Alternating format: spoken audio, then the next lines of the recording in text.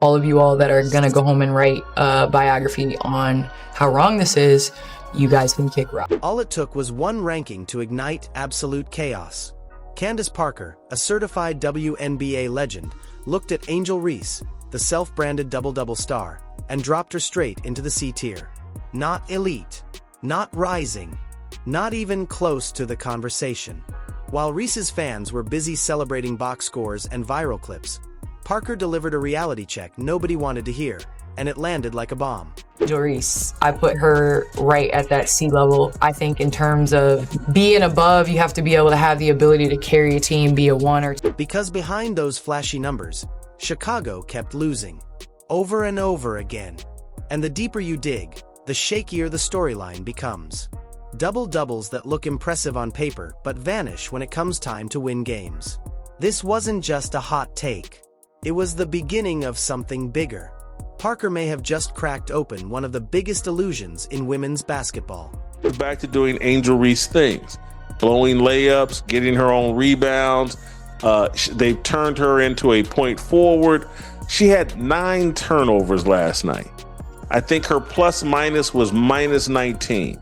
But all we keep hearing about, she now has 2 double-double streaks of more than 10 games or 10 games plus. She had one last year, now she has one this year. She's the first WNBA player to ever do this. She got the brakes beaten off of her. And awful, if you watch the game, she was awful. We need to quit celebrating these little... Candace Parker, 7-time All-Star, 2-time MVP, champion, stepped into territory no one else dared to touch. She ranked Angel Reese in the C tier, not B. Not A, C. The backlash exploded instantly. Social media erupted with accusations. Hater, traitor, jealous. Anything to protect the narrative fans had grown comfortable with. But Parker didn't flinch. She stood her ground as the internet burned. And the real reason she did it caught everyone completely off guard. Chicago Sky, y'all stink, bro. Y'all, look, there's trash and then there's trash. Because Parker's argument wasn't emotional. It was earned. This wasn't a talking head chasing clicks. This was someone who survived the grind, carried franchises, and lifted trophies. Her message was blunt and unforgiving. If you want to rank higher, you have to do more than collect stats. You have to elevate your team, push through adversity, and make the players around you better. Anything less doesn't qualify. She's up there with top tier with Asia, Brianna Stewart, the versatility reigning champion from last year. She's got 3 of them things. Caitlin Clark is at an A level.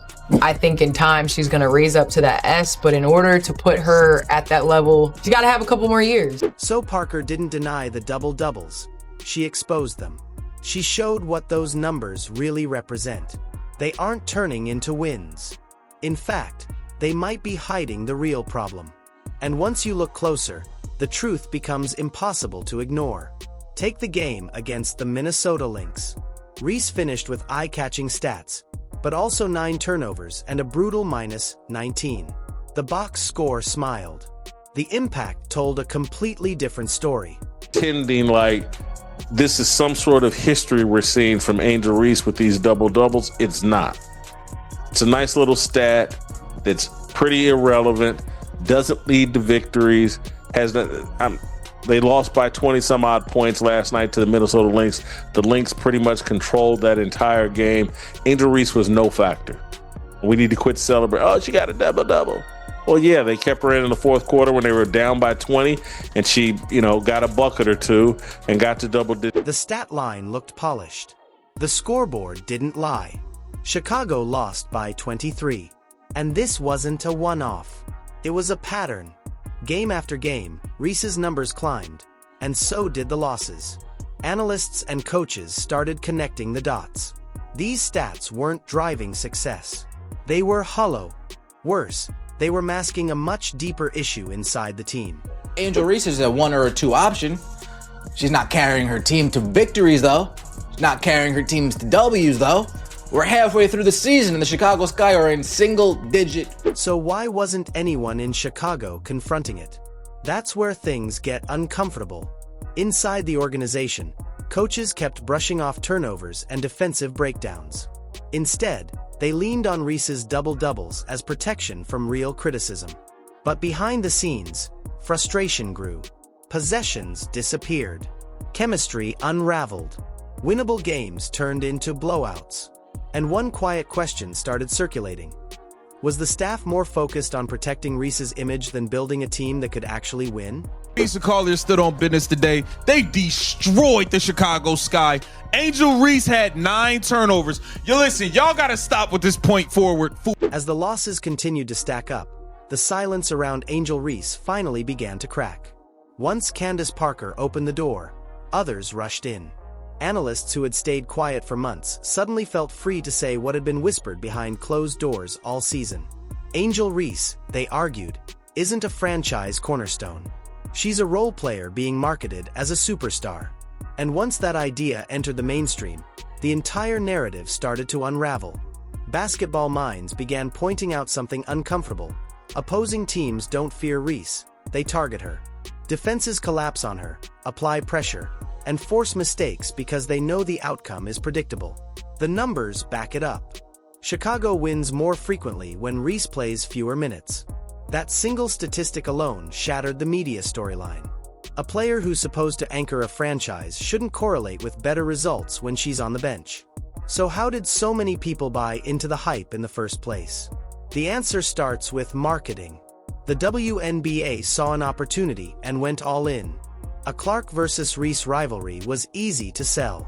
Reese was packaged as double-double Barbie, highlights flooded broadcasts, and every rebound became a moment. The league pushed a narrative hard, but greatness can't be manufactured. While Caitlin Clark quietly transformed the Indiana Fever into a legitimate playoff contender, Chicago kept sliding backward. The hype delayed the truth, but it couldn't erase it. As playoff hopes faded, fans started asking questions they hadn't wanted to confront. Was Reese's popularity built more on branding than on real, game-changing impact? The data kept delivering the same answer. When Reese plays under 30 minutes, Chicago's win rate improves. When her minutes rise, the team struggles. The offense flows better. Teammates find rhythm. The Sky suddenly look connected. Reese's obsession with rebounds and box score production isn't harmless. It's costing possessions, disrupting chemistry, and turning close games into losses. Across nearly 2 full seasons, the pattern is undeniable. Reese's presence aligns more often with losses than wins.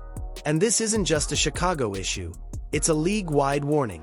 While the Sky stumble through an identity crisis, Indiana Fever fans are watching a blueprint for sustainable success. Caitlin Clark's influence goes far beyond points and assists. She elevates teammates, creates space, and turns role players into legitimate threats.